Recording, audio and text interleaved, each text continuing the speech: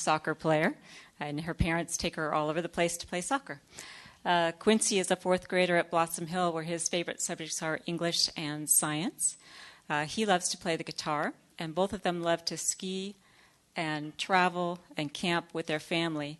And I know for a fact that their family is very, very proud of them. Mariko Seak and Jeff Scott, who's somewhere in the audience. So Isabella and Quincy, please, will you lead us in the Pledge of Allegiance?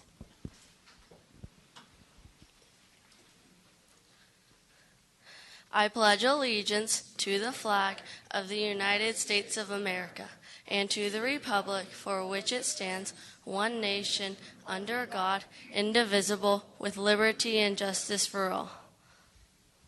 And let's have a round of applause for Isabella and Quincy.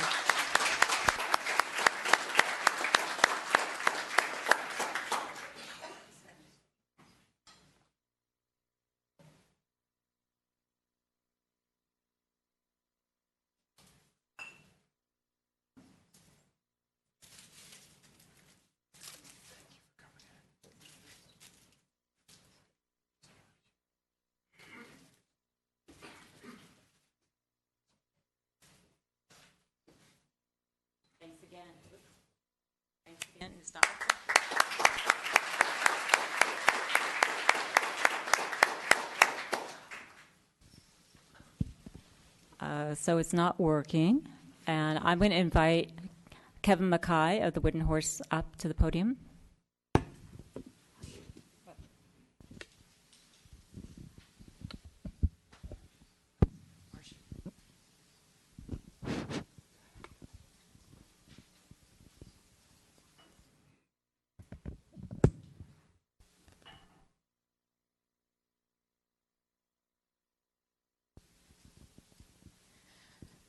As many of you know, last year our former mayor Steve Leonardis started a great program called Small Business Big Applause for businesses that have served Los Gatos for a number of years and have become beloved in our town. And it's only appropriate on December 2nd to give the award tonight to the Wooden Horse. And here to get it is Kevin Mackay, the current owner. Wooden Horse has been open since 1971. That's a long time. Mr. Mackay took it over in 2006. As many of you know, it participates in all kinds of community programs, benefits, fundraisers. It has wonderful, wonderful toys. I know personally that when Santa is desperate for that last toy, he does sometimes get desperate. He sends his elves straight to the Wooden Horse. And so thank you so much for being part of our community, especially at this time. So Mr. Mackay, let me give you a proclamation that's been signed by all members of the town council that is commending your service to the town as the owner of Wooden Horse. Thank you for being part of our community. Thank you.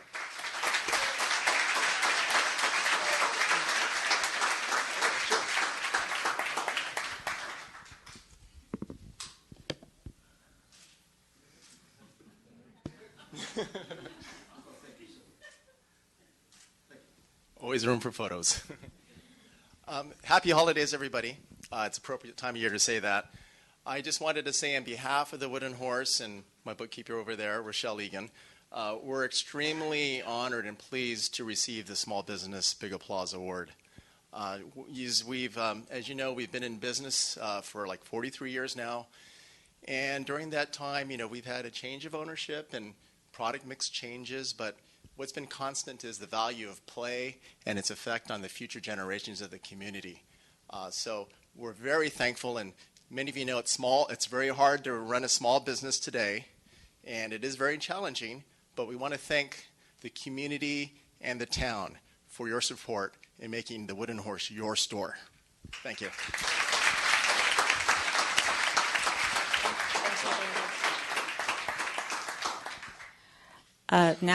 I'm going to ask the council if we can defer our closed session report and other ministerial items so that we can do item 1, and I'm going to do it from here so it's a little easier. And all of us have item 1 on our agenda, which is the certification of election results. And we got desk items this afternoon from the registrar of voters, which indicated how many people voted, who they voted for, and so we are in a position, hopefully, to get a motion to certify those results. Does anyone make? So Vice Mayor Spector? Thank you, Mayor Jensen. I'm going to move to certify the results of the November 4th, 2014 Los Gatos General Municipal Election and declaring the election results. Second. We have a motion and a second. All in favor? Aye. Aye. Opposed? None. So we have a certification of election results, and we, as fate would have it, have someone here tonight ready to administer the oath of office to the winners. And thank you so much for President of the County Board of Supervisors, Mike Wasserman, and veteran Los Gatos, all-around great guy, to be here to do the swearing in. So, Mike. Thank you, Madam Mayor. Wonderful Mayor? Yes. Thank you. Yes, I'd like to ask Mariko to come forward, and Rob, and Steve. And if you can all stand over on this side, please.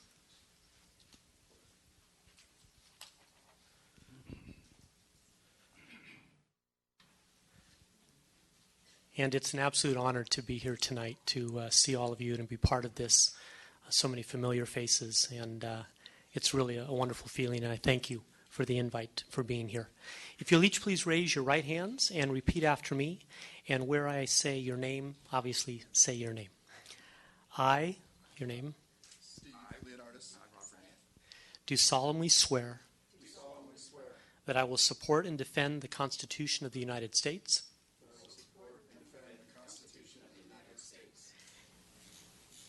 and the Constitution of the State of California against all enemies, foreign and domestic, that I will bear true faith and allegiance to the Constitution of the United States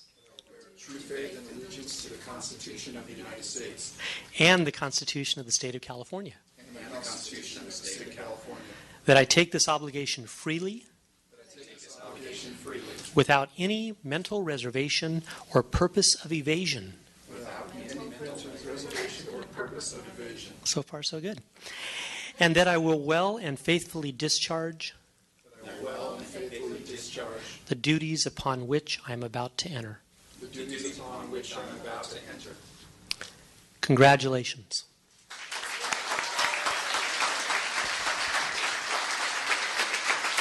I've got a certificate for each of you.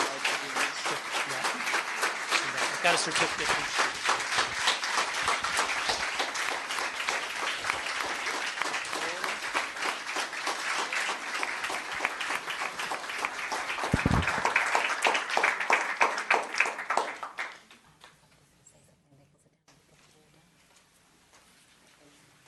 Steve, you come back up here. Thank you, Supervisor Wasserman, and welcome new council members. And we will seat you formally in a moment. But as we say welcome to our new council members, we also say farewell to our departing council members. And so I'd like to call on Councilwoman McNutt and Councilman Przinski to make some closing remarks tonight and then receive a recognition of their service to the town. And I believe they have decided who will go first, and that is Councilwoman McNutt. So, Councilwoman? Oh, no? You're going to duke it out. Okay. All right, Councilman Przinski. I think it's called seniority. First, let me congratulate our new council members. I wish you the greatest success as you serve all members of the Los Gatos community in the positions to which you have been entrusted. It is truly an honor and a privilege to take these seats. When I was first elected in 1998, I never would have guessed 16 years later that I would still be on council or that I would have served 3 terms as mayor. My decision to retire at this time was motivated by a variety of personal and related issues, but primarily the focus on when is the right time to pass the baton. And tonight, this is the time. I'm proud of the extraordinary evolution of our community that has occurred over these last 16 years. We have preserved our historic character while responding to the challenging demands of fast-paced Silicon Valley. We have an extraordinary sense of pride that permeates our unique neighborhoods. Our vibrant, thriving, historic downtown and the neighborhood business communities that we enjoy are second to none. Our outstanding schools are the expression of the dedication of our teachers and parents to our most important asset, our young people. What other community in our valley enjoys the kind of close citizen relationships we have with our police officers, our firefighters, our parks and public works personnel, our librarians, our community development staff, everyone in this government?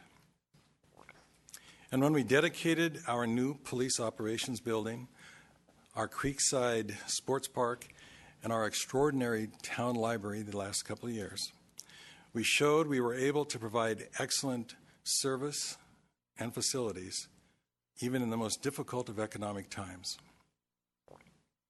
With retirement from council, I intend to remain an active participant in town and regional government, just not from this dais. Our town runs on the dedication of volunteers. I eagerly anticipate the next opportunity to volunteer my service in whatever form that takes. And finally, a word to our newest council members regarding family. It goes without saying that when you accepted this position, your family came with you. They will sacrifice along with you as the demands of the job increase.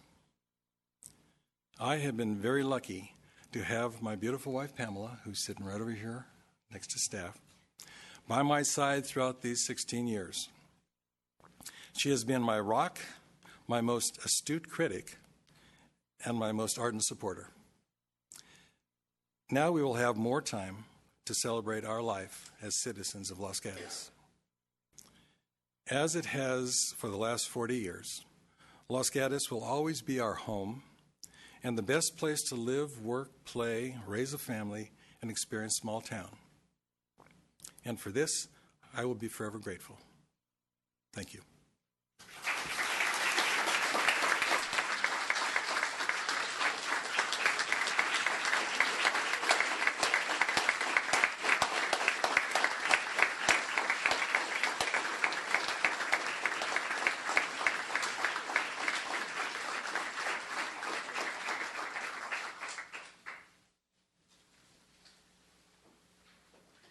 Councilwoman McNutt. Well, now I'm in trouble for going second after that. I had written out a 5-minute speech, a 3-minute speech, a 1-minute speech. I left them all at home and decided I would just speak extemporaneously, knowing that Mr. Przinski, as always, would have taken all the good lines and all of the articulate comments and leave me with just, the dregs of saying goodbye. I also want to congratulate the new council members, the 2 new ones, and the returning council member. What Mr. Leonardis knows, and you two still have to discover, is how much this job will surprise you and delight you and scare you and disgust you and shock you and just every possible emotion that you can experience. There is just no way to describe to someone clearly what it's like to be on this side of the dais. And I spent many days, and literally days and hours on that side of the dais for my day job and as a volunteer in different projects in Los Gatos. And I thought I knew what I was getting into, and I surely did not. But I have to say that, as much as you can anticipate, you will not also be able, the problems, you also will not be able to anticipate the joys of seeing the results of the decisions that you make and hear the comments from people who appreciate what it is that you do, even if they don't agree with your decision. In the last couple of weeks, I've had people come up to me in Trader Joe's the other day, at Boulevard Coffee last week, and other places, people that I don't know. And they've said, we want to thank you for your service. And it was just like, how do you even know who I am? I mean, but to take the time and to make the effort to do that was really astounding to me. And it made me feel good about the amount of time that I've committed to the town. I also want to take this as an opportunity to make a sales pitch to others of you to become more involved in the community, to serve on a board, on a commission, to get involved more in a service club, and to make the ultimate leap and to run for office. There's no experience like that. It's a great privilege to be a candidate. It's even a greater privilege to win an election and to serve. There aren't that many people that have a chance to do that in their community, or an even rarer opportunity to become mayor, as Mr. Brzezinski did 3 times, and I got to serve twice. So I really want to encourage you that, give it a try, because the more that we can have our community involved, the more I think that we will have a community that is knowledgeable and really appreciates the delicate balance that we have to consider every time we make a decision. My least favorite phrase that I have heard over the years from people is, well, that's a no-brainer. Nothing that we do is a no-brainer, or we wouldn't be talking about it. There is nothing black and white when we consider decisions about the quality of life for our residents now, the future of this community for future generations. Everything is shades of gray. Everything is competing values, and it's very difficult to do the preparation, to do the thinking, and then to make the decision. But as much as I have enjoyed that for 12 years and taken great pride in our accomplishments, it is time for someone else to step forward. We have great people stepping forward, and again, I encourage more of you to step forward and to become involved. And I look forward to seeing some of you, or all of you, and maybe more that are watching on TV tomorrow evening at the public reception for Mr. Brzezinski and myself at the library between 5 and 7. So come by so that we can chat informally and share some memories, and I can give you yet another sales pitch for getting involved. So thank you so much.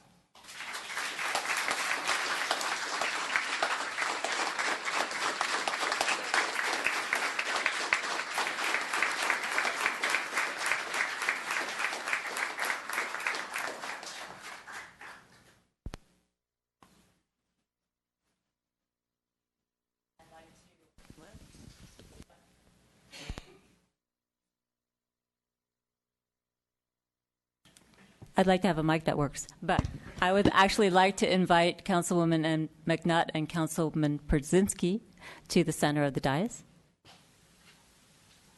to present them with plaques from the town in their honor, and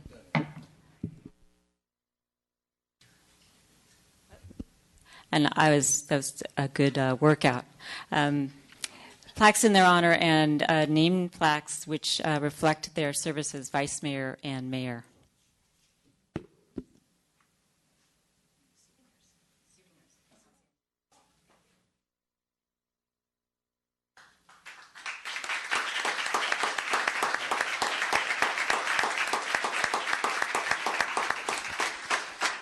Thanks again to council people for many, many years of dedicated service to the town of Los Gatos. Thank you very much.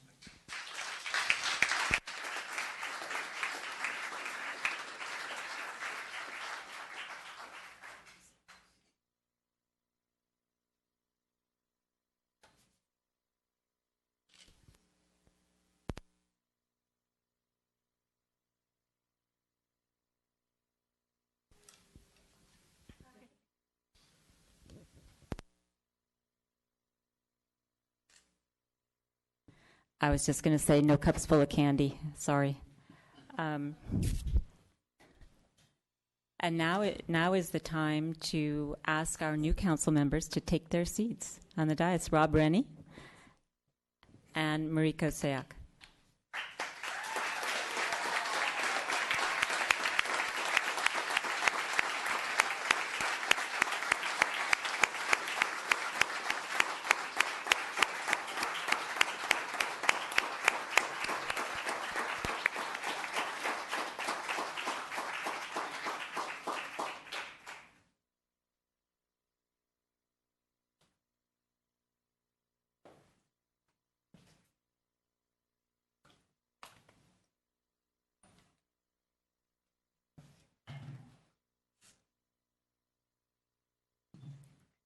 So now we'll actually begin the business portion of our meeting. Well, actually, we won't. We'll look to our new council people to make some remarks if they wish to do so. Councilman Rennie. Okay, thank you, Madam Mayor. I guess I'd like to just start by, again, thanking Joe and Diane for their service and commend them for all those years of service. I think I'm just beginning to understand what a huge commitment it was, an amazing feat that they could accomplish, stay in this job for so many years. Second, I'd like to thank all the voters that had faith in me. I'm truly honored that, the voters of the town have bestowed their trust in me to protect the character of Los Gatos and the vibrancy of Los Gatos. I'd like to, thank those that believed in me and supported me, especially my wife, Isabella, and campaign manager. She worked harder than I did, I think, in a back office role so that I could spend all my time out talking to people and learning about, their concerns and their desires. I'd like to thank all those people that helped me spread the word about myself, obviously, including my mother and my stepfather, who aren't here tonight, but who walked precincts for me, with me one weekend. My stepfather with his cane hobbling from door to door. I think he actually got more votes that day than I did. and my stepbrother also walked with me one weekend. So I appreciate all the family help. And I appreciate the help of all the others. A couple other people walked with me, and all the other help that everybody has given me. I'd like to tell just a brief story that I thought was kind of interesting. Shortly after the election, I was talking to a woman, and she told me that her and her daughter had watched the League of Women Voters Forum, where we all stood up here and sat up here and talked. And after the forum, the mother said to her daughter, she said, "So who should we vote for?" And the daughter said, "Well, Mom, I think you should vote for Mariko and Steve because they have experience. But I think you should vote for Rob because he's a human." Well, I'll take the votes where I can get them. Maybe she meant that I erred or I stumbled around trying to, find my words.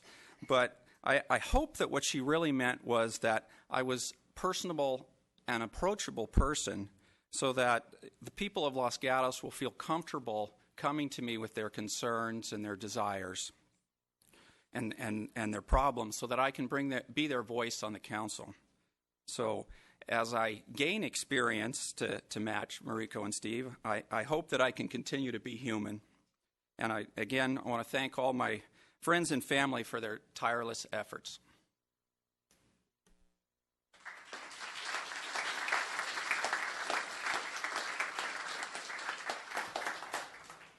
Councilman Leonardis. Thank you, Mayor Jensen. I also want to begin by thanking the people of Los Gatos for entrusting me to be part of this dynamic team of leaders that serves your community, just like many of you who serve the community in the capacity of volunteers, with a common goal to make it a safer place, a cleaner place, a friendlier place, a more vibrant place, a better place, a town you look forward to coming home to, a town you look forward to raising your family in, a town you are proud to call your home. I look forward to your ideas, your suggestions, your participation, your comments, etc. for the next 4 years. It is your collective engagement that makes Los Gatos great, and we are all in this together. So thank you, and keep coming to our meetings.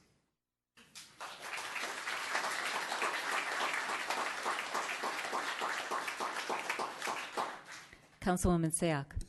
Thank you. As both Council Member Rennie and Council Member Leonardis have said, it's truly an honor, and I thank all of Los Gatos for those that have put their trust in us. It sounds like a cliche, but it truly is it's an honor. It's a true honor to represent you, to serve for you, and I take that very seriously. As I have said during the campaign, and as I've done in the past 8 years, I will continue to work towards protecting our town's character and charm.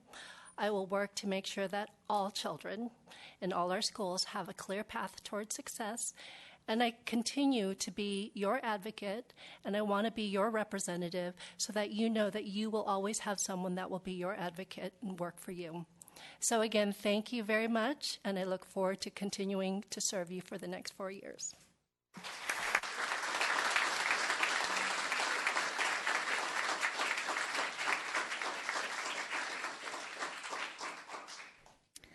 Thank you and welcome all. Madam Clerk, can we have a roll call of our new council? Councilmember Rob Rennie. Here. Councilmember Mariko Sayek. Here. Councilmember Stephen Leonardis. Here. Vice Mayor Barbara Spector. Here. Mayor Marcia Jensen, sorry. I'm here too. Thank you, everyone. Now is the time for our council reports and manager reports. Our council matters are times when members of the council report on things that they've done between our formal meetings, if there's something that they wish to share with the public and with other members of the council. Does anyone have a report to make? I don't see anyone, but I will reiterate what former Councilwoman McNutt said. We do have boards and commissions openings, and we would encourage those of you that come to our meetings faithfully, that follow town issues, and even if you don't, and you would like to try something new, to apply for one of those positions. They are interesting, they're challenging, they're not as time-consuming as you might be afraid that they are. It's a chance to serve your community, and if you'd like to do it, we would really love to have you apply. And the deadline is Friday at 5 o'clock, close of business. So if you're interested, please get your applications in. And any manager matters? Yes. Thank you, Madam Mayor and members of the council. 2 items from staff. First, with the storm weather that's upon us, sandbags are once again available for pickup on Miles Avenue near Balzer Field. And second, even with the weather that's upon us now, we remain optimistic for the tree lighting and holiday parade this Friday and Saturday. And I did want to single out at this time the Parks and Public Works and police staff that will be helping those events be so successful, and in particular to recognize Jackie Rose, our community outreach coordinator and the town staff liaison to both of those events, who's filling in tonight for Shelley Neese, our deputy clerk, our clerk administrator, who's away with death in the family. That concludes staff report tonight. Thank you, Mr. Larson. Before we start our normal meeting, which consists of 7 consent items and 2 regular items, public hearings, polystyrene, actually single-use carry-out bags, amendment to our ordinance, and styrofoam containers. If any of you have come to listen to what we already did, now is the time when you can leave if you care to do so. I'd give you a moment to do that before we start in on our meeting, and then we'll start in. So it's not rude. Go ahead.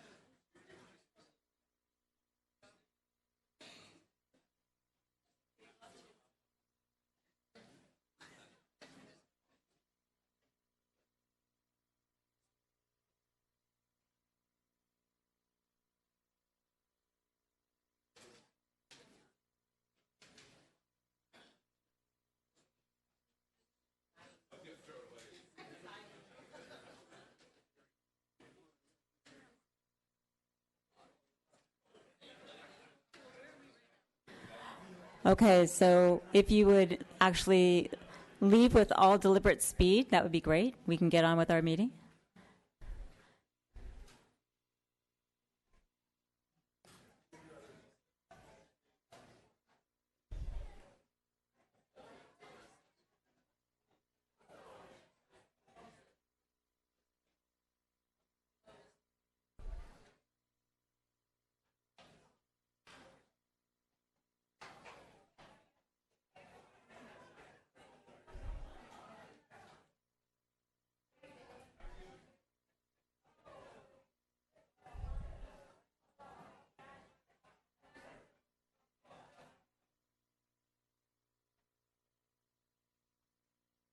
Great, thank you. So for those of you who remain, thank you. The next item on our agenda is our consent calendar. It now consists of 7 items. Would anyone on the council like to pull any one of those 7 items from our consent calendar? Vice Mayor Spector? Thank you, Mr. Mayor. Ms. Mayor. I'd like to pull agenda item 7, the Oak Meadow Park upgrade project. Okay. Any other member of the council wish to pull an item? Seeing no one, does anyone in the audience wish to pull an item from our consent calendar? Seeing no one, I will look for a motion on our remaining consent calendar. Councilwoman, Mr. Leonardis. Thank you, Mayor Jensen. I move to approve the consent calendar, excluding item 7. Is there a second? I'll Councilwoman. second the item. I'll second the motion. Seconded by Ms. Sayoc. All in favor? Aye. Aye. Opposed? None. Passes unanimously. Thank you, Mr. Leonardis. Item 7 will just be heard in the normal course as we get to the public hearings in our agenda. The next item on our agenda is verbal communication. Now is the time for anyone in the audience who wants to address the council on an item that is not on our agenda to do that. And if you'd like to do so, I'd ask you to come forward to the podium, give us a card that's got your name on it. You have 3 minutes to talk about whatever it is you wish to talk about.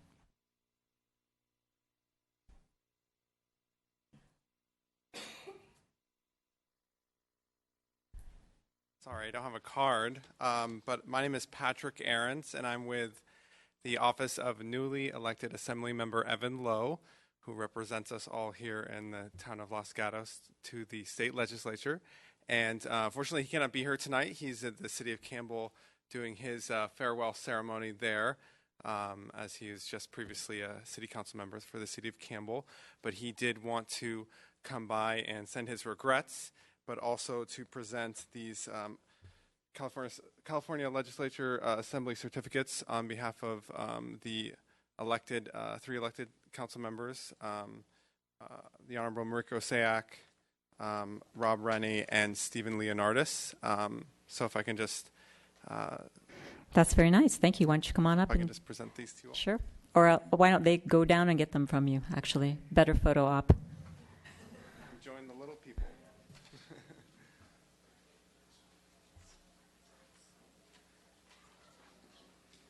Ladies first. Okay.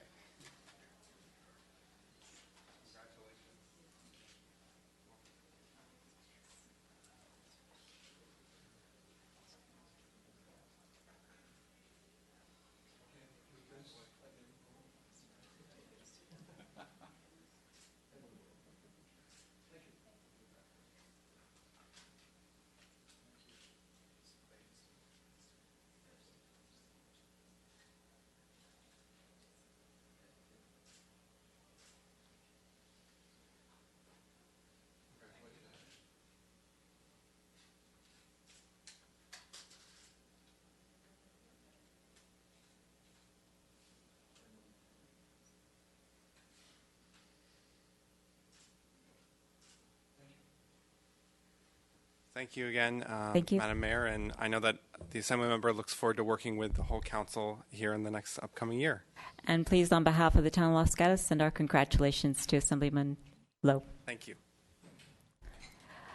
Anyone else that wants to talk to the council about something that is not on our agenda? And again, what's on our agenda is now Oak Meadow Park, which has been pulled from our consent calendar, styrofoam containers, and an proposed amendment to our single-use carry-out bag ordinance. So anyone that wishes to address us on something that I didn't just list, now's the time to do that. Okay, seeing no one, we're going to move on to our calendar. And let me just explain the process for those of you who haven't been at a meeting before. We will call a particular item. We will ask our staff to make a presentation regarding that item. We'll ask the members of the council if they have any questions about it. Once those are all answered, we'll ask members of the public who wish to speak to us about a particular item to do that. And again, you'll have 3 minutes to address us. And don't run away from the podium because council people may ask you questions.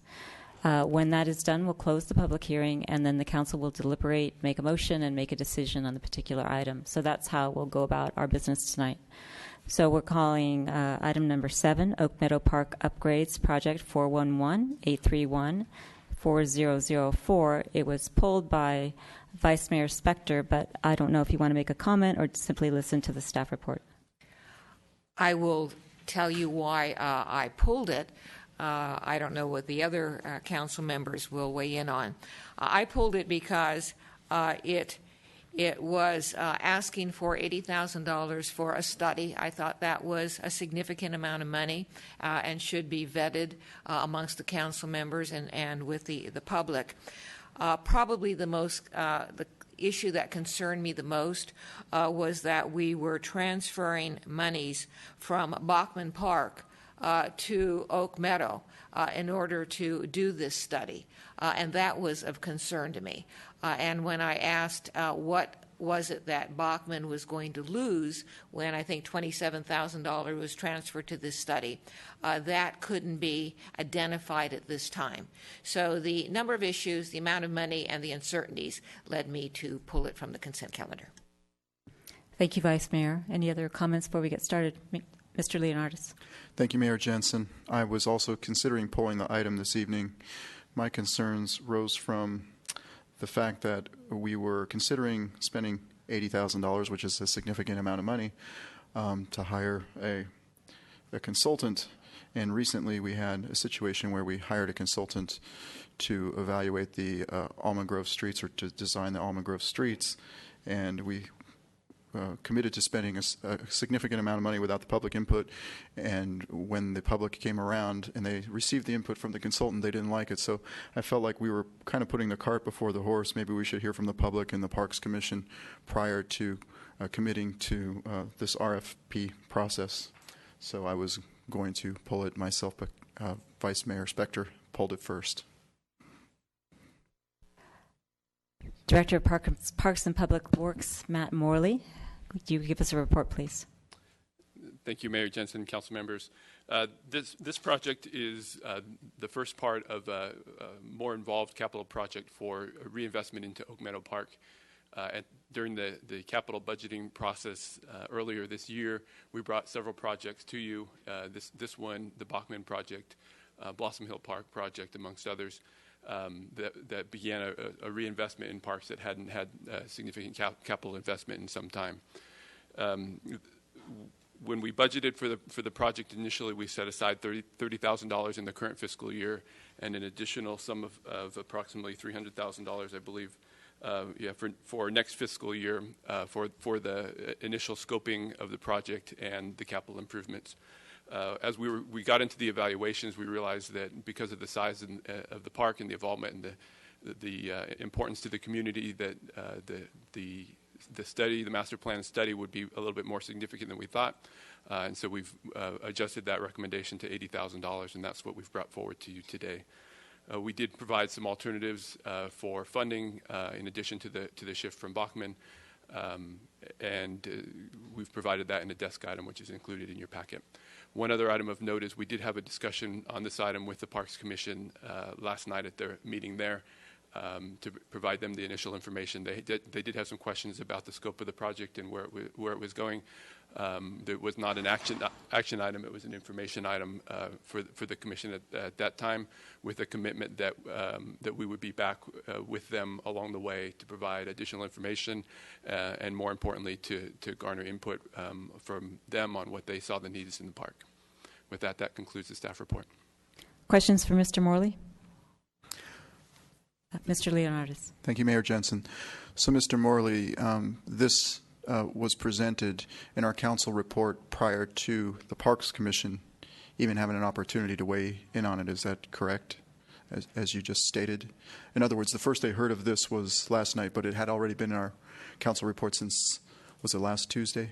We review capital projects with the commissions in general as we're going into the capital project year, so it's certainly something that they were aware of, and we had discussed with the commission prior to this meeting. But this is the first that, as this project has gotten underway, that we've had a discussion with them. Yes. All right. Thank you. Councilwoman Sayak. Thank you. Mr. Morley, if you could just walk me and the audience through the process. Should this be approved, how do you design the RFP so that the parameters of it are something that the community would actually want when a contractor moves forward? So one of the things that we've done is purposefully not set forth what we're looking for in the park. We have some ideas of where there's infrastructure needs, and certainly we'll provide that information to the consultant. But the important part for us is that the consultant do the outreach to the community to see what the community's feels is important for inclusion in this. So that will be multiple steps along the way in the process and is designed into the RFP so that the consultants are well aware that that's an integral part of the RFP. If I may, Madam Mayor, when you're looking at the outreach that you're doing with the community, is that something that the Parks Commission will take on? Is that something that staff takes on? Could you walk me through how you identify which communities and how you actually reach out to them? We'll certainly use the Parks Commission, and that will be a major stakeholder in the project, and we'll have the consultant come to those meetings specifically to talk about the project and to get Parks Commission input on the scope and the magnitude of the project. We'd also look at community meetings to garner input. They may be at the park themselves. They may be at Miles or here in the council chambers. And we would use various outreach efforts, including, for example, Nextdoor as a means of getting information out. We would post at the park where the park users are so that they have the information that the community meetings are ongoing. Vice Mayor Spector. Thank you, Madam Mayor. If we assume that one of my concerns is the fact that money's being taken from the Bachman budget, can you suggest to me another process whereby the council could consider this is the Bachman money, this is what we intended to do with Bachman. We're going to take that money from Bachman and we're going to give it to Oak Meadow, where we could have a meeting where we could discuss all those issues rather than just being suggested or told that we're going to take money from the Bachman line item and put it into the Oak Meadow line item. Certainly. The concept behind using Bachman as a sort of a bridge funding source was that it's a project that is funded in this current fiscal year, but we have yet to be able to move on and move that forward. Our expectation is that it would move into a preliminary design phase early in the next calendar year, but not hit construction until the next fiscal year. So in essence, we wouldn't need the funding until next fiscal year for that particular project. The idea was that we would be able to, through the capital budget process, identify the exact amount of funding we need for that project and be able to backfill the funding through the budget process. I think one of the things that you discovered as we were going through the question and answer and identifying the items in the desk item was that the projects as we've scoped them this year are line items in essentially a large budgetary number that doesn't have a whole lot of specificity behind it. And as we design the projects, we get more and more specific with those projects and are able to hone in a little bit more tightly on the dollars and identify what the exact funding might be. The result of that is that sometimes we need additional dollars to complete a project at a scope that we find later is necessary, or in other circumstances we have excess dollars that we're able to reallocate to other capital projects. Councilman Rennie. So the question that's still in my mind, being new, I'm not sure whether $80,000 is a lot of money. It seems like we must have, and you can tell me the history, we must have approved this capital study when it was a smaller dollar number. So I felt like part of the reason Vice Mayor Spector pulled it was because it was becoming a lot of money. Can you give me some perspective on what does a typical study cost? How does this fit in?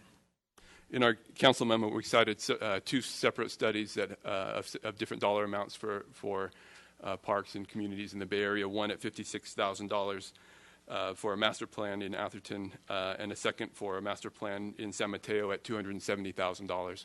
Both consultant contracts that would go forward and establish a master plan for those relative parks. So taking sort of what's happening out there in the industry and reviewing what we had in terms of scope and scale, we thought that $80,000 was an appropriate amount. Certainly, we're not scoping to the dollars; we're scoping to the need.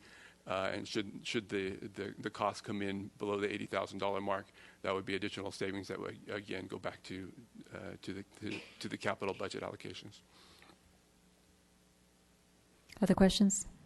I actually have a question. It's a fundamental question. Why a consultant when we have a Parks Commission? Since the Parks Commission is there to do exactly this, is there to represent the public, and is there to advise the council, I don't understand why we would spend money for a consultant to conduct the outreach that we already theoretically have in place, particularly, and I'm not going to refer exactly to which ones, but I think some of our council members know what I'm talking about, that our recent experience with some consultants has been less than good. So I think a consultant will bring the professional expertise and the knowledge of parks and what park design is, what the legal requirements associated with a park in terms of ADA requirements and design requirements, what works in a park and what doesn't work, that they'll be able to provide information on and ask questions specifically about to the stakeholders so that we can garner information and end up with a specific master plan. So I think the stakeholder element is a significant element. But the actual creation of the master plan and having an integrated plan for a park that takes into account all of the stakeholder input and prioritizes that into a master plan is the important part and the role that the consultant will play for us. Any other questions for Mr. Morley from council? Thank you, Mr. Morley. When I was explaining how the process worked to all of you, I didn't explain what to do if you want to talk.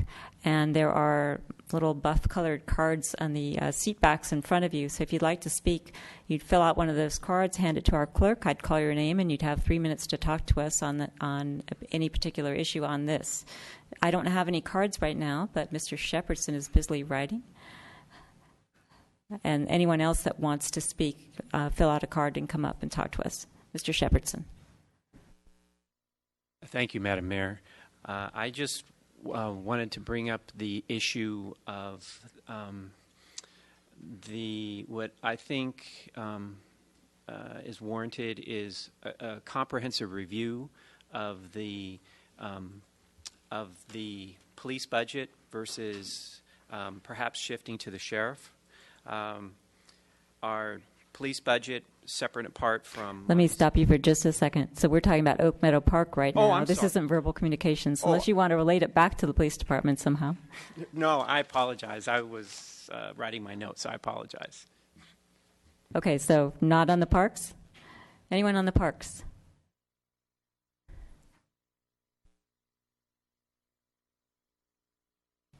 Sir, if you'll just give us your name. My name is Chuck Hammers. I'm a resident, and I hadn't planned on speaking about this, but I'm the president of the PBID in downtown San Jose, and it's a property-based improvement district. And we've done 2 RFPs, which are very similar to these, and one came in just under $80,000, and the other was $136,000. So I just wanted to give that reference that this, to me, in looking at this, seems very in range for projects that were very, very similar to what you're describing here. That's all. Thanks. Questions for Mr. Hammers? Thank you. Anyone else before I close the public hearing? Okay, seeing no one, I am going to close the public hearing, and I'm going to look to the council for more questions of staff and or discussion or a motion. Vice Mayor Spector. Thank you, Madam Mayor. A question of staff, if I might. You say yes. Yes. Thank you.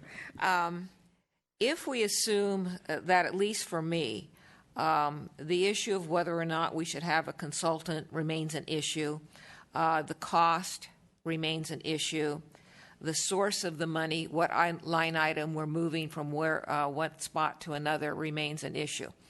I understand that this council could just approve all of this evening. But what would be an alternative for exploring those issues or exploring this subject as far as timing or, where in the process? Sure. So there's several options. So you talked about the funding source. So if you're looking for alternative funding sources, there's several that were provided, and we can certainly look at a project that we had at Blossom Hill Park that was identified in the desk item that we could shift funding for, that we were able to complete most of that work with the in association with the pathway project that we completed at that park earlier in the year. Hang on just a second. I didn't explain my question clearly. If we don't make a decision tonight, what other time and what other process could we make a decision and possibly have more information? Mm-hmm. So certainly you could provide us a date specific or push it back sometime into this fiscal year. Alternatively, we could delay the project and bring it back through the budget process and have additional discussion through the capital budget process for next fiscal year. And that would be an alternative that's open to you. Mr. Mayor, or Madam Mayor, if I might add, got used to the former mayor. Staff did provide in the desk item alternative 2, which would be to delay the planning efforts until the annual budget process, and then you could address it as part of the CIP budget. The other option would be to address it at the mid-year budget review, which is currently scheduled for the first meeting in March. Those would be 2 forums where additional information could be brought back in response to the Vice Mayor's request. Thank you, Mr. Larson. Before I ask for additional discussion or a motion, does anybody else have any questions? I have a question, actually. Councilman Rennie. So my question is, I can't remember who alluded to it, but in your description you talked about having the consultant do a lot of the community outreach, and I know our staff has done the community outreach. Is it possible that we can narrow their scope and make it less expensive and have our staff do more of the work, kind of thing? The quick answer is yes. That's a possibility. I think it's a reprioritization of work at that point to push other projects back. We've been a little bit delayed on our capital projects due to staffing levels, and are still working to get back up to speed on all of the projects that we have. I don't know that we could deliver all of our capital projects by doing the design and the upfront work in-house and stay on a schedule that would meet the needs of the town. I think we need to rely on consultants to fill the gap in areas where we don't have the capacity or the skill set in-house to be able to do that work. I think in addition that when you bring in a consultant who's got experience in developing a parks master plan, you end up with a concrete product that really sets us up for a series of, in this case, a series of capital projects that will make a cohesive park out at Oak Meadow. Councilman Leonardis. Thank you, Mayor Jensen. I would be inclined at this point in time to move to send this back to the Parks Commission for further review and perhaps recommendations from the Park Commission for further public input. I know this is kind of like a chicken and the egg thing. You can either hire the consultant and have them kind of lead the way, or you can try to send it through our current resources, which is our Parks Commission and our public, and let them ultimately partake in the process. Being that there are concerns about the money and where it might come from, and that it is quite expensive, I'd like to put the step in place and allow it to have further review, and then we can always come back to it potentially at budget time or whatever, should we decide to go in this direction. So that is my motion. Okay, before I call for a second on that, I want to throw in my question because it may help with the decision or may not. You referred to in your opening remarks that the Parks Commission had just heard about this the other night and they had concerns and that you were going to go back to them. Can you tell us what those concerns were and when you're planning to report back to them? We report back to the Parks Commission every other month at their regular meeting. So their next regular meeting will be in February. We would report back at that time on the status of the project and how it's moving forward, as we would in each subsequent meeting that we have with them. So they would get a report out every other month. Certainly, the Parks Commission plays an integral role in helping us to identify what is important in the parks and what a park like Oak Meadow needs, and we would look to include any of the concerns or the priorities that they have into the discussion on the master plan. Okay, thank you. We have a motion on the floor to essentially continue this matter for discussion with the Parks Commission, and we understand that they'll be meeting in February. Is there a second or a question? Vice Mayor Spector. A question and then maybe a second to staff. The mid-year budget review, if we continue this to the mid-year budget review, would that be in February? Is that what you said? It's tentatively scheduled, subject to further determinations by the mayor for the first meeting in March. Okay, and at the mid-year budget review, would we be able to consider something as substantive as this item?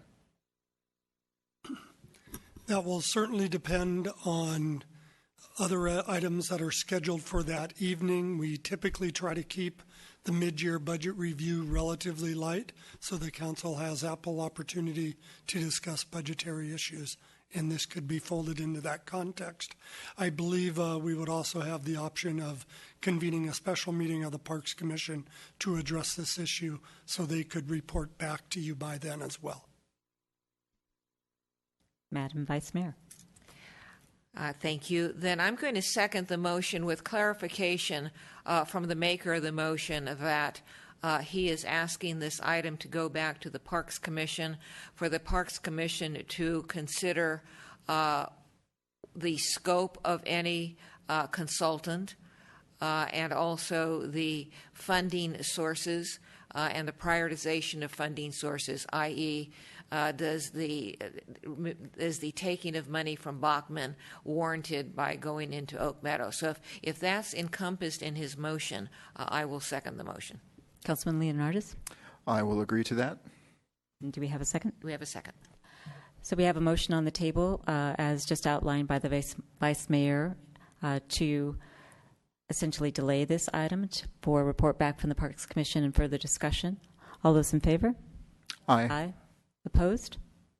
Passes unanimously. Thank you, Mr. Morley.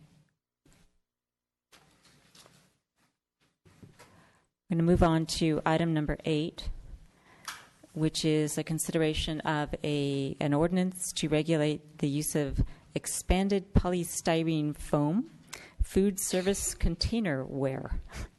And Ms. Gilmore, you have a report for us? Yes, thank you, Madam Mayor.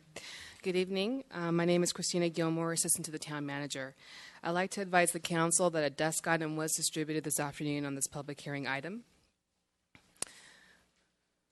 The purpose of tonight's meeting, public hearing, is to present the Council with the proposed expanded polystyrene ordinance for adoption. In May of 2013, the Council held a study session in which they provided direction to staff to bring forward a polystyrene ordinance subsequent to a plastic bag ordinance adoption and implementation. The plastic bag ordinance was adopted in September of 2013 and went into effect in February 2014.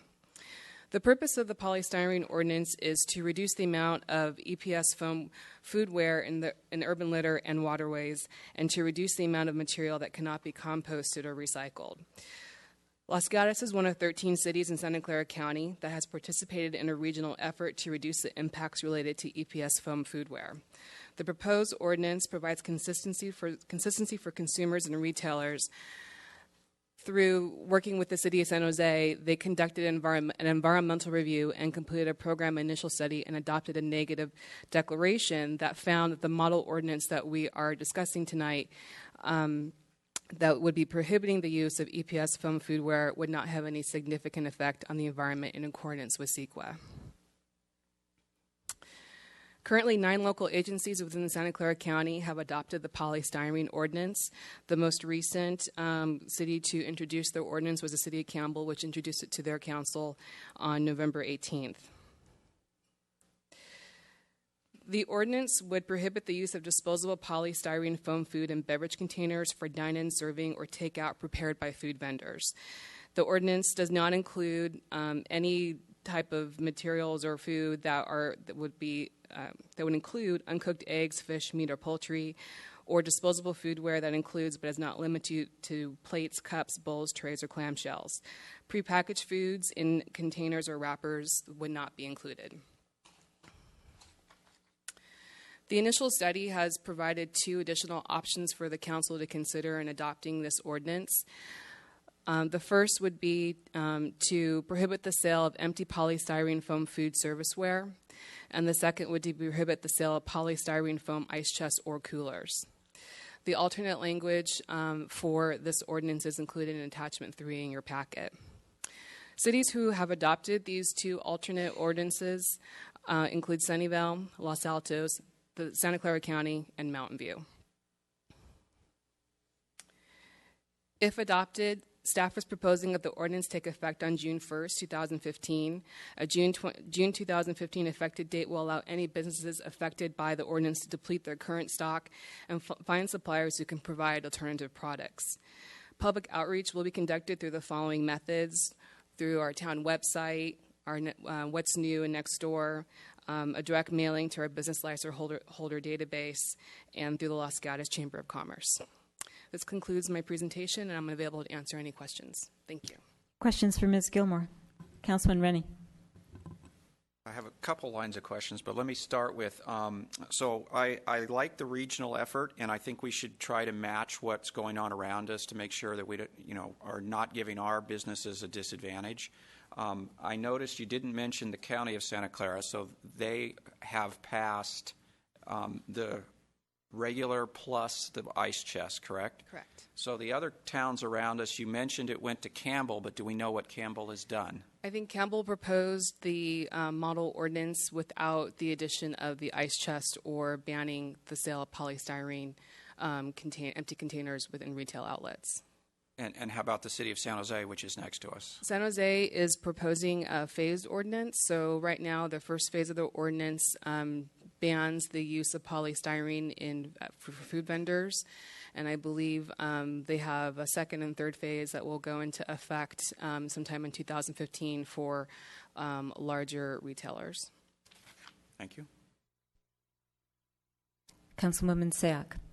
Thank you. I have 2 questions. The first, with regard to the actual environmental benefits are clearly stated in the negative declaration for the polystyrene. The question is, why did staff decide to just limit it to the restaurant use and not, why is it your recommendation to include the ice coolers as well as sales outlets? What was the thinking behind there? Those 2 recommendations are alternate recommendations. We try to always provide the council with alternatives to any ordinance that the council may be considering.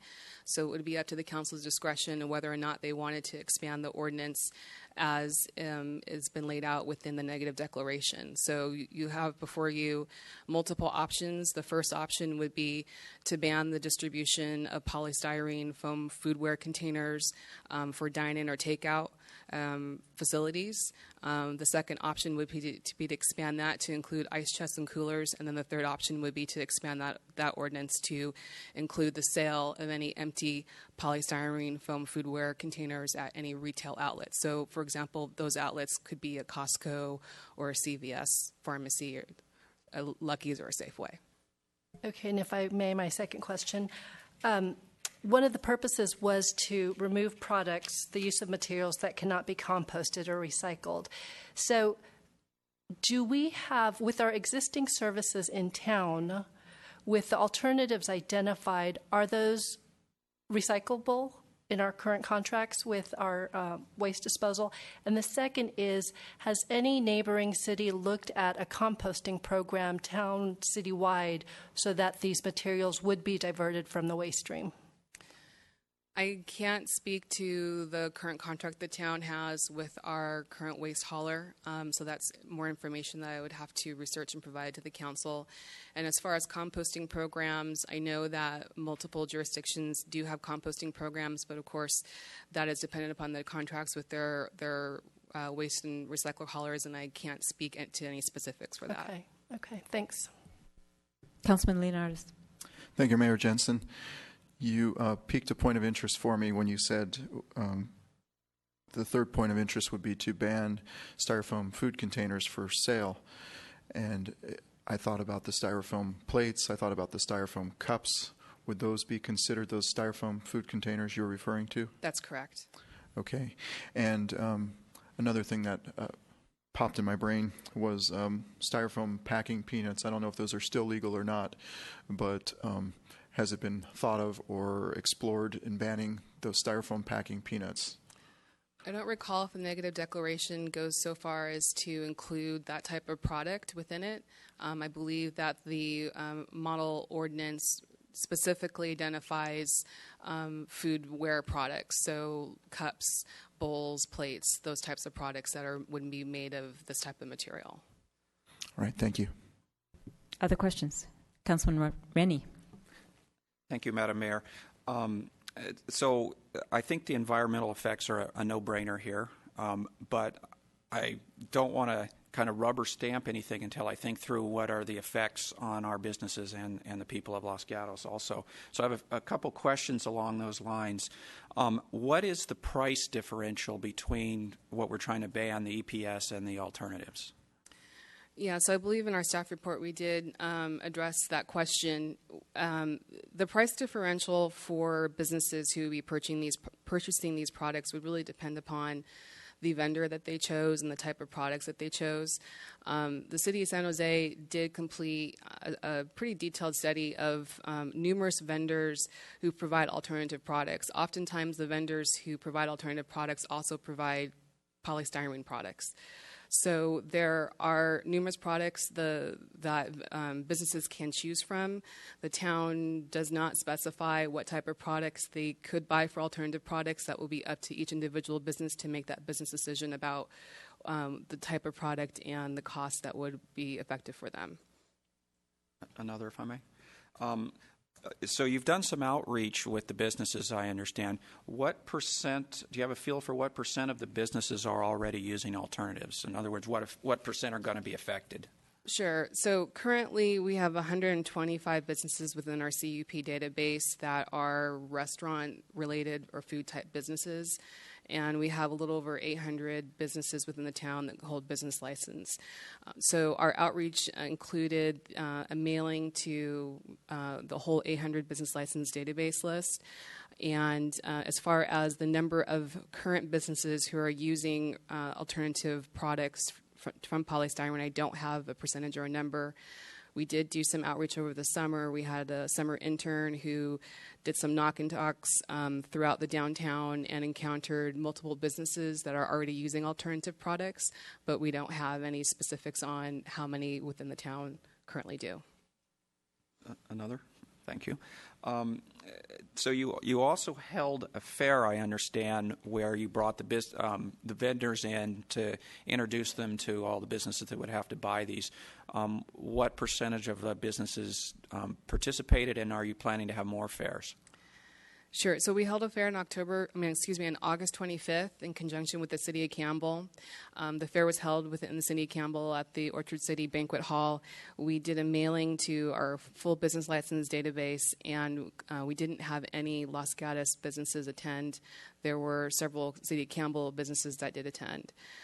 So, I'm sorry, what was your second question? Do you plan on holding another fair now that let's assume we pass something that they will now know it's imminent and we got to get with it? Absolutely. We can, staff can always coordinate additional outreach that would include mailings and any information that businesses would need. And if it is the council's desire for us to go beyond mailings and hold another fair, we can certainly work to coordinate something of that nature.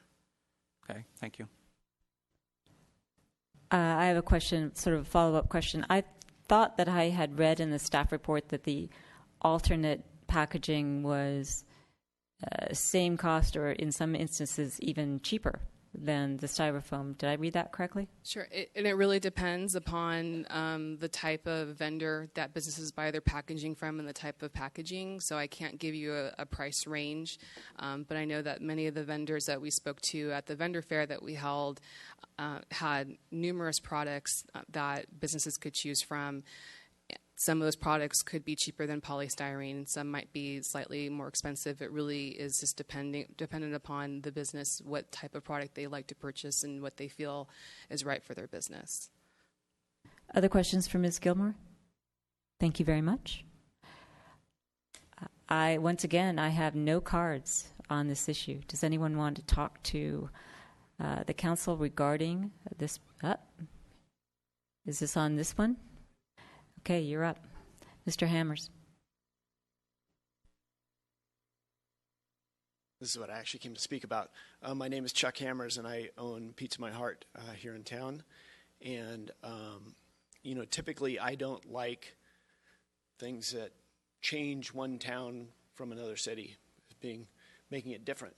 But what I like about this is that you're going along with most of my other cities, and this makes it, in fact, easier for me. And once we had a couple cities change, the easiest thing for us to do is change the entire chain, because what we want is consistency. So in essence, we've already done the styrofoam, and we found it was really no logistical problems, and it was not a financial burden at all. So I applaud you for going forward and matching your neighboring cities. And I think you asked some specific questions. I think a cup is like 2.4 cents for a coffee cup, and in paper it's about 3.1. Other times you find things that'll come down, and some things just fluctuate. So you'll have certain items like are affected by the price of oil. So you have the plastics will go up and down. So sometimes a compostable will often end up much cheaper than a plastic. So in the end, when you're looking at a cup of coffee that's $3.50 or whatever they're charging now, the half cent really doesn't really make a difference in all this. It all washes out. So I applaud you and hope you pass it. And I don't know if you have any questions or not. Thank you, sir. Any questions? Mr. Rennie. Thank you for educating us with extra information. That potentially you can't answer this question, but it's along the lines of sort of matching up with the other cities. So it sounds like you're okay with our main proposal to ban it as a takeout food kind of deal. Do you have any insight into whether ice coolers or sale of it in our area would be inconsistent with what else is going on around? So I don't sell ice coolers, but I do have a lot of experience. Our biggest give back is with a company called Save Our Shores, and we do all their commercials for them and get people out to clean the beaches. And ice coolers are the number one problem that they identify, those and cigarette butts, because they break apart and they get little pieces all over the beach. So me personally, the less styrofoam ice coolers out there, the better. Thank you. Any other questions? Thank you, Mr. Hammers. Kent Okazaki. I couldn't ask for a better segue. My name is Kent Okazaki. I'm here to represent Save Our Shores, and I do appreciate the council bringing this item to your city's attention. As the previous speaker mentioned, we do numerous beach cleanups, over 400 a year. You can almost guarantee on certain beaches that there will be a broken styrofoam ice cooler left, at least one, on the beach. On 4th of July, it's obviously dozens. The regrettable part about styrofoam, not just the ice coolers, but the styrofoam foodware also, is that it doesn't deteriorate, but it breaks down into such tiny pieces that you just can't pick them up.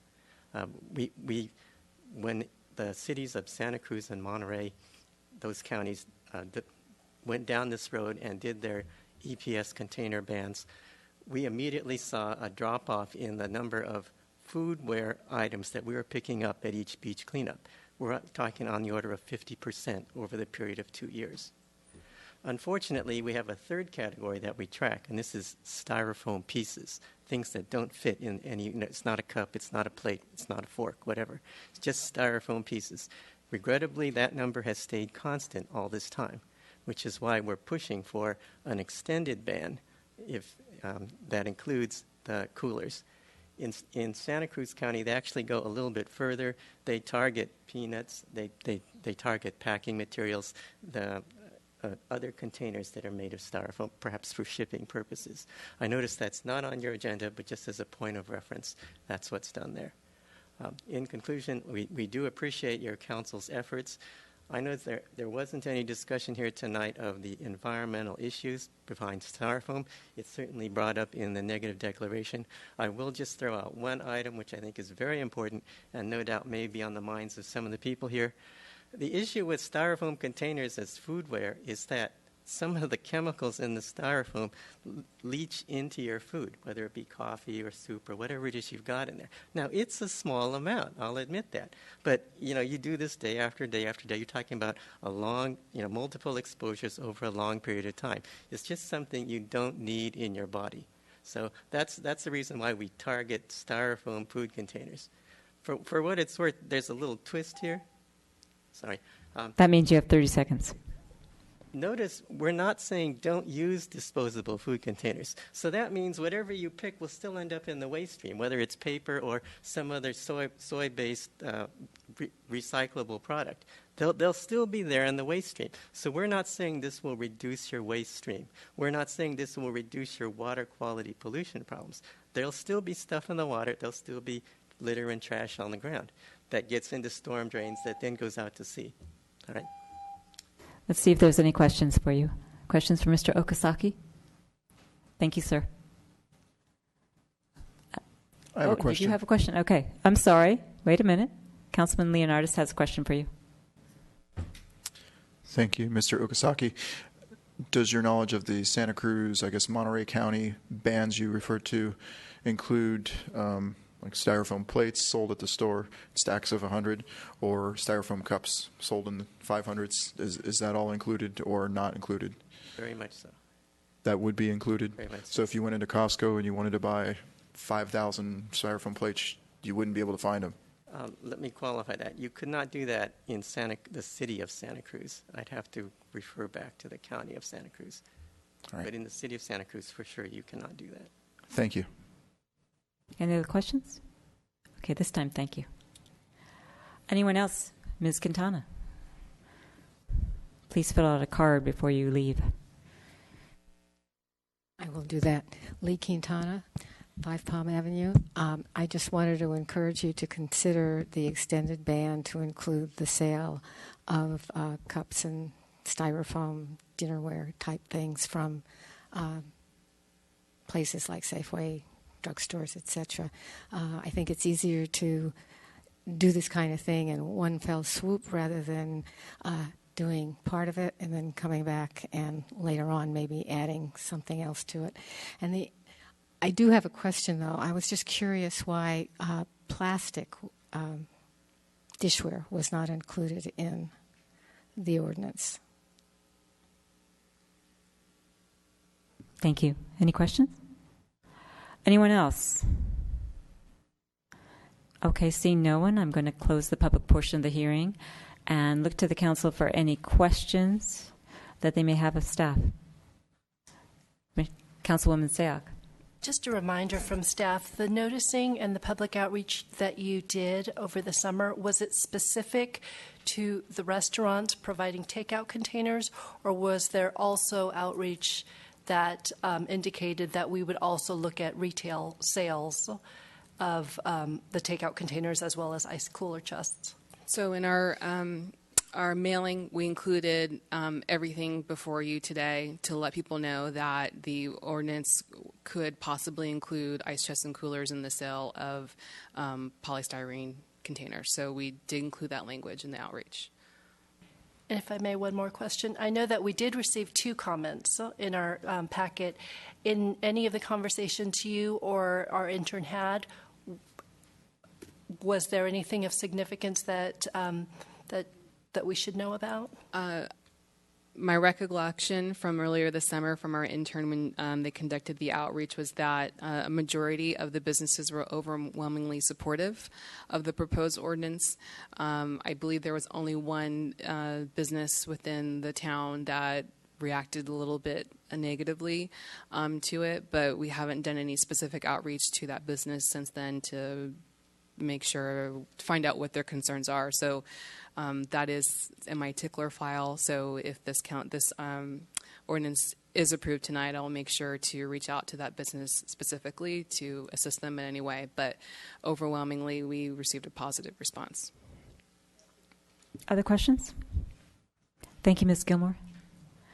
I will now look to council for discussion and or a motion. Councilman Rennie. I'll go ahead and make a statement and see how the rest of the council members react to it. So I do think this is an important ban that I guess not mentioned, but one of the reasons for doing this is to get litter out of the water stream, and we actually have a goal to reduce litter in our stormwater. And if you look at further into the negative declaration, the EPS, since it breaks into little pieces and is so light, it becomes more concentrated into the water. You get at least 3 times as much you find in the storm drain than you do in average litter on the street. So I think it's a good idea. I would go back to my statement and sort of in the beginning that I'd like to kind of match up with the jurisdictions around us, not to give our merchants disadvantages. So my thought is to be in favor of the recommendations 1 and 2, adopting the negative declaration and introducing the ordinance to ban the takeout. I also think that we should go ahead with the alternative number 2 to ban the ice coolers, but I am hesitant to ban the sale from our merchants and actually go with alternative 3 and ask them to come back in 6 to 12 months when we see where the other jurisdictions around us go to possibly add that. Thanks. Would you like to convert that to a motion? Yes. Do I need to be more specific, or is that No. good enough? Oh, thank you.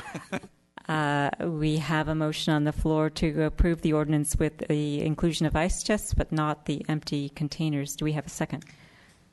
Vice Mayor Spector. Thank you. I will second, and even though I hate to do this piecemeal, do the part about returning with regard to the retail wares in 6 months, if that's okay with staff. Yes, staff is okay with that. Thank you. And Mr. Rennie, was that acceptable to you, the 6 months? Yes, it is. Thanks. Okay, so we have a motion and a second. Discussion. Mr. Schultz. Madam Mayor, if we could just get an amendment to that motion that the ordinance can be read by title and summary only. Yes, we can. Ms. Rose. Oh, by the motion maker. Oh, is included in their motion? Yes. Okay, not that they actually have to read it. Okay. So the process is, and this is especially good for the new council members, for ordinances, if you don't in your motion include that it can be read by title and summary only, then you actually have to read the entire ordinance out loud after the motion is made, second, and moved. So including that in your motion, then once the motion is approved, the clerk can read the summary and title thereafter, and we can forego the whole ordinance reading. So that's why I just wanted to make sure it was included in the motion and the second, that we can read it by title and summary only. Okay. Thank you. Mr. Rennie, would you like to include that, or would you like to read the entire ordinance? I will include that. And the seconder? Well, I think as a new council member, he should read the entire ordinance. Probably so. But I'll include it in my second. All right. So we have a motion to adopt the ordinance with the inclusion of the ice chests, a 6-month delay on the empty containerware, and including referring to it by title and summary, and a second. All in favor? Aye. Aye. Opposed? None? It passes unanimously. Now, does Ms. Rose read it? Okay, Ms. Rose. Ordinance of the Town of Los Gatos adding Article 3 to Chapter 10 of the Town of Los Gatos Municipal Code to prohibit the use of polystyrene foam disposable food service container ware by food providers. That was spectacular. Okay. And I think we are finished with item 8, correct? Okay, we'll move on to item 9, which is a somewhat related item. It's an introduction of an ordinance amendment of the Town of Los Gatos Code, amending Chapter 11, related to the single-use carry-out bags, and the amendment consists of eliminating the step-up from 10-cent charge to a step up to 25 cents from 10 cents. We're keeping it at 10 cents. With that, Ms. Gilmore. Thank you, Madam Mayor. You have before you a recommendation from staff to introduce an ordinance amending Chapter 11 of the Town Code related to single-use carry-out bags. The proposed amendment would eliminate the 25-cent fee increase for the purchase of single-use bags effective January 1st, 2015, and keep the 10-cent bag fee in place to be consistent with state law and neighboring communities. That concludes staff's presentation, and if you have any questions, I am available to answer them. Questions for Ms. Gilmore? I don't see any. Thank you. Actually, I'll ask you to clarify. You said consistent with other communities. Other communities who have adopted a single-use carry-out ban have remained at the 10-cent fee, correct? Correct. So there are several communities within Santa Clara County who have amended their ordinances to keep the fees at 10 cents and not increase them to 25 cents. So this would be consistent with neighboring jurisdictions who have done that. And one other question, I know the state of California has adopted a statewide ordinance. Is the 10-cent fee consistent with the state law? That is correct. Okay. Other questions for Ms. Gilmore? Vice Mayor Spector. Thank you. In looking at your staff recommendations in your staff report, right under the heading recommendation, you have introduce an ordinance, yada, yada, yada. Then you have, after opening and closing the public hearing, introduce the ordinance, first reading. Are you looking for a motion consistent with introduce the first reading of the ordinance? That is correct. Okay. Thank you. Other questions for Ms. Gilmore? Thank you. Once again, if anyone would like to talk to the council regarding this particular item, keeping the fee at 10 cents, now's the time to do that. I don't have any cards. Mr. Okazaki?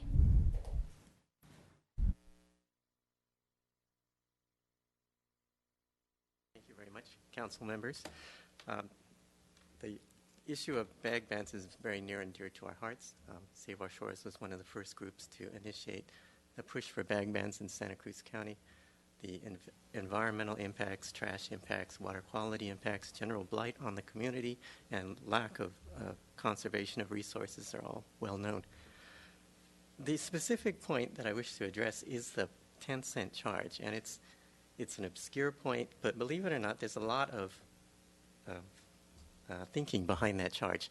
The idea is it's designed to introduce to the person, the consumer, us, when we go to the store, a decision point that didn't used to be there. In other words, before you go to the store, you make your purchase, you get your stuff, and you're gone. What we're saying is, whoops, let's slow that down, stop, take a moment, think about what you're doing as you carry those things away. Do you really need to use this irreplaceable amount of plastic polymers to haul your stuff out to the car, or is there a better way or alternative way that you could do it? Perhaps a canvas bag. That's all we're saying. To give you a little push into not wasting those resources, we're saying, okay, we're gonna ding you 10 cents if you decide to go with the wasting the plastic polymers. Now you come along and say, well, okay, our law originally included a bump up from 10 cents to 25 cents. What was the reasoning there? The reasoning there was the biggest opposition to these bans was always the concern, hey, you're just trading one problem for another. If you get rid of plastic, but people start using paper bags, that's the end of the world. Paper bags are a much bigger ecological problem than plastic bags. No argument there. So the reason for the 10-cent charge was to dissuade you from using paper bags. Yes, the paper bag is there. If you need it, they'll sell it to you. But the idea is, again, you have to think about it. A third option, which is becoming increasingly popular, is the reusable plastic bag, which, again, you pay the 10 cents for. To get onto the policy options regarding the bag, I would encourage you to explore a slightly alternative to just dropping the 10-cent to 25-cent upgrade. I would encourage you to put in a provision in your ordinance to have staff collect and review the data that's already being collected by your merchants. That way, you can assess for yourself. Yes, the number of reusable plastic bags or paper bags is about what we thought it would be. Or no, that the merchants are selling a lot more paper bags than we thought we should. If that's the case, then you're in a position to say, look, based on the data we've collected, we need to up that fee so that people won't use as many paper bags. So again, in summary, our recommendation is change your ordinance so that you include a review of data before you authorize an increase. Okay, questions for Mr. Okazaki? Thank you, sir. Thank you. And I apologize in advance because I have trouble reading this card, but I think it's Thelma. Thank you.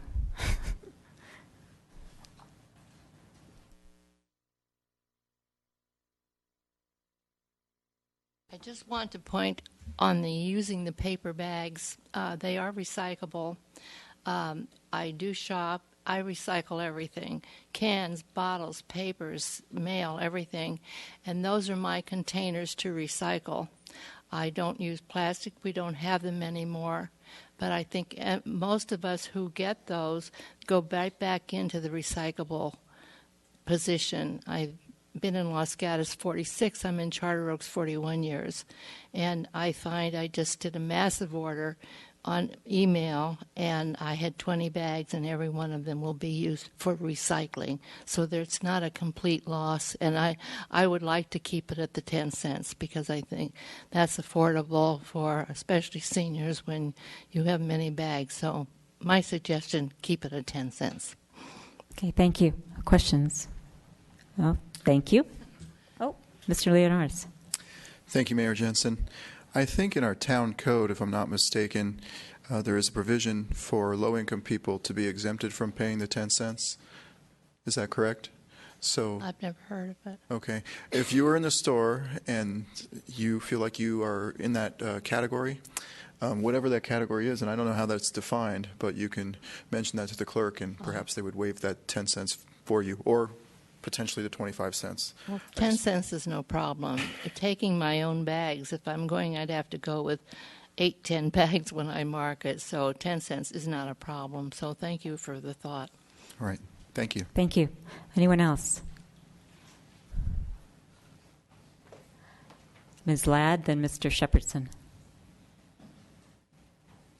Hello, Natalie Ladd. I did want to answer your question, Mr. Leonardis. I was at Trader Joe's the other day, and I asked about what about low income that can't pay for a bag, and they said the only people that qualify for that is if they have a card. I think he said EIC or something that implies you get food stamps. So that is the only way you can get that price waived. I'm okay with the 10 cent cost. I don't agree with the 25 cent, but what I'm concerned about is where the money is going. I would love if there's a way, we could be the only town that would do this, have that money be invested into a program that would help us clean up or to go towards something, not just a profit, because from what I understand at this point, it just gave all the stores a 10 cent profit per bag. I would love to see a way for us to put some kind of amendment in for that money to be reinvested to better our community or do something better with the money. Thank you. Questions for Ms. Ladd? Okay, Mr. Shepherdson.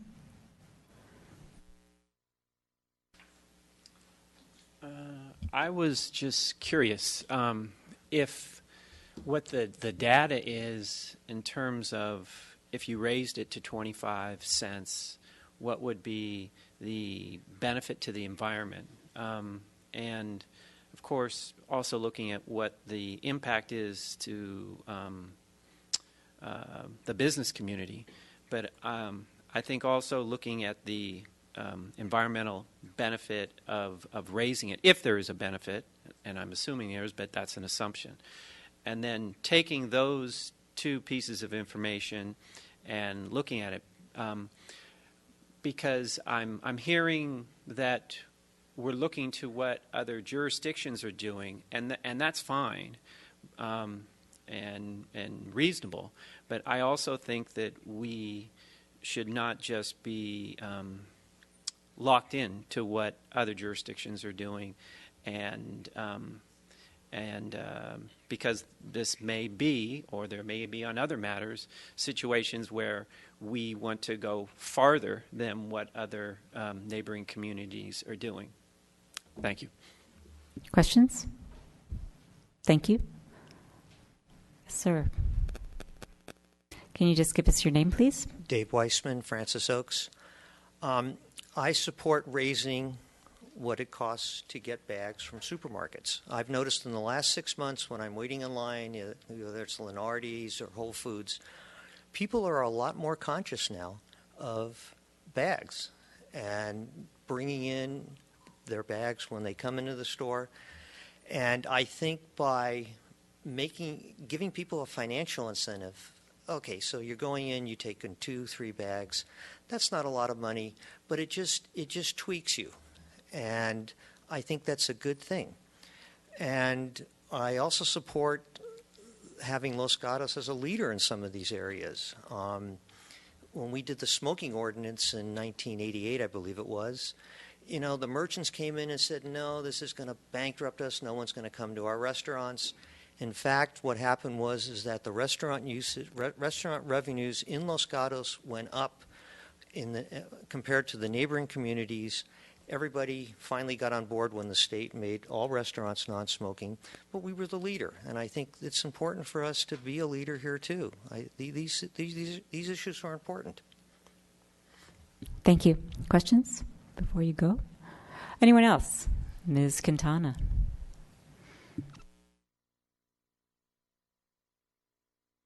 I'd just like to ditto what was just previously said.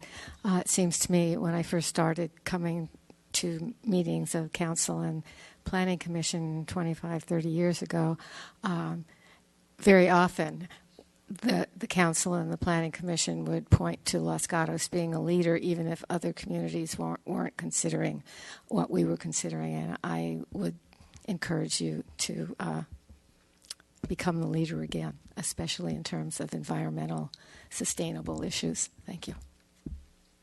Thank you. Anybody else?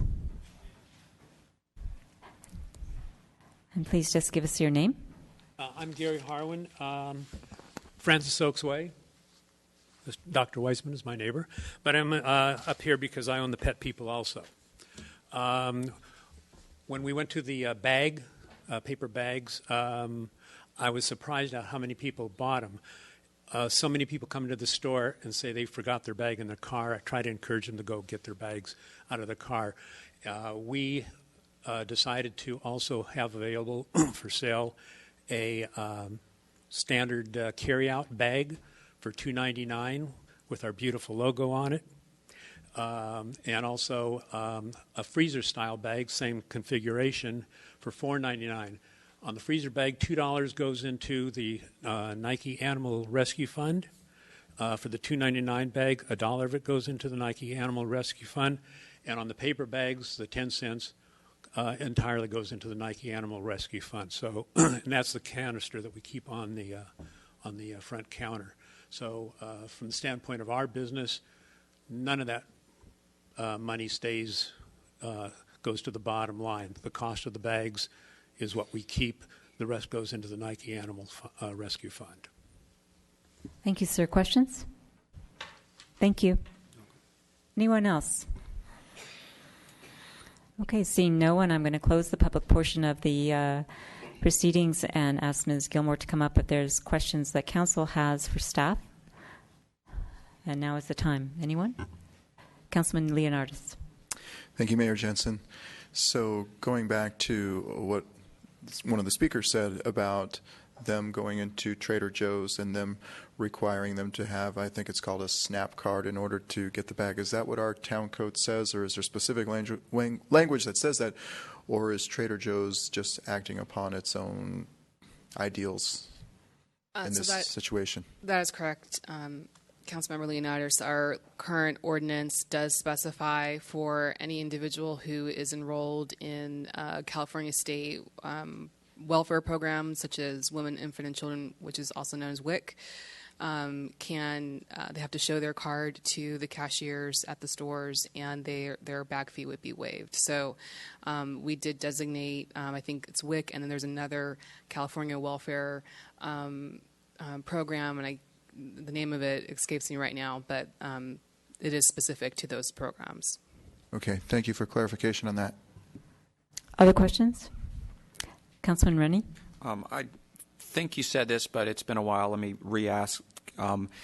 So all the other jurisdictions that had a similar ordinance like ours that was moving to 25 cents, they've all changed it so that it will stay at 10 cents. Is that correct? That's correct. And so to clarify some of the questions or the comments that were addressed to the council earlier, the reason why the 10-cent fee was originally proposed in the original model ordinance and the ordinance that the town adopted was to discourage people from purchasing paper bags. So not only were we adopting ordinance that would prohibit the distribution of thin plastic bags, but it would also encourage people to use reusable bags, to bring their own bags as they shop. And the 10-cent fee was seen to be sort of a discouragement to people for using paper bags. The 25-cent fee increase was included in the ordinance as a provision if, in case the ordinance doesn't take, if people still continue to request bags or forget bags, then the 10-cent fee would increase to 25 cents, so it would make it more of a financial discouragement for people to forget their reusable bags. The cities of San Jose, Campbell, Los Altos, several cities in the Santa Clara County have determined, and Mountain View is another one, have determined in just their observation of retail outlets that are participating in their ordinance that the sale of paper bags has gone down, and that's anecdotal information. I don't have hard data to share with the council tonight. So that would result in the changing their ordinances to not increase the 25-cent fee because they're proving that the plastic bag ordinance is working in all these multiple jurisdictions. Any other questions for staff? Commissioner. Councilwoman Sayoc. Thank you. So I noticed that in our ordinance, Section 1140.40.040 is record keeping and inspection. And one of the questions that I had in my mind looking at this right now is that instead of having anecdotal information based on what our neighboring communities are, before we make any changes, how easy or how difficult is it to actually go through the records to see if the 10 cents actually changed purchasing behavior within our own town? Is that something where we would have to go to each individual merchant to go through their information, or is this something that's submitted to us that we can easily review? That is correct. So the ordinance has only been in effect for approximately 10 months. It went into effect in February 3rd of this year. Since the ordinance went into effect, the town has not reached out to any of the businesses to ask them for their record keeping. So if we were to do that, we would have to reach out to all of the retail businesses that currently sell bags and ask them to submit records to town staff for review. So that's correct, yes. Thank you. Other questions? Thank you, Ms. Gilmore. Now looked at the council for a discussion or a motion. Vice Mayor Spector. Thank you, Madam Mayor. First of all, I want to commend those people who stayed here this evening and who made presentations. I'm surprised, quite frankly. I thought you'd all be out of here doing whatever it is you do. So the fact that you presented and the quality of your presentations, I truly appreciate. Having said that, I'm going to move to introduce the first reading of the ordinance amending single-use carry-out bags by title and summary only, and ask the clerk to publish a summary no more than 5 days prior to its adoption. So we have a motion. Do we have a second? Councilman Leonardis. I will second the motion, and I would also like to commend Mr. Harwin on his innovative approach to put good use to the funds that are being collected and raise quality awareness. A very novel approach, and that's up to the individual shop owners, I realize, but thank you for that. So. So I'm going to recognize myself and ask the Vice Mayor, if you look at attachment 3 of our staff report, which is our draft ordinance, the last paragraph, the dates are incorrect. It says 2013, and so would your motion include correcting those dates to 2014? You know what? I forgot to say that. So, yes, that would include a change to 2014. Okay, thank you. Any other discussion on the motion before I call the question? Commissioner Say. Councilwoman Sayoc. It's quite all right. I think I'm going to have some trouble adjusting to that as well. I understand. I actually won't be supporting the motion just because I feel that the intent of the intent of the ordinance as it was originally written, I still support, and I understand the anecdotal information that is being shared with us by our surrounding communities. But until I actually see information that shows that there's been a change in behavioral pattern in our town, I don't feel the need to change the ordinance as written. Further discussion? I'm going to say that while I'm sympathetic to Councilwoman Sayoc regarding the data, that we do have a state law now, and I think we should conform to it. And if we find that that data that's required by our current ordinance does not support the action we're taking tonight, then we can certainly bring forward another amendment if that's appropriate. But I think it's appropriate to change it tonight, and so I'll be supporting the motion. Councilman Rennie. And I'll just say that I agree with the mayor for exactly those reasons. I'd like to line up with what the state and the other jurisdictions are doing, so I would be supporting this motion. Okay, I'm going to call the question. All in favor? Aye. Aye. Opposed? So the motion passes 4-1. And we do not have anything else on our agenda tonight. The We title do? and, to read the title and summary? Oh, read the title, yes. An ordinance of the Town Council of the Town of Los Gatos amending Section 11.40.030 of Chapter 11, Article 9 of the Town of Los Gatos Town Code relating to the regulation of single-use carry-out bags. Thank you, Ms. Rose. Now I think we don't have anything else on our agenda. So good evening, everyone. The meeting is adjourned. Thank you.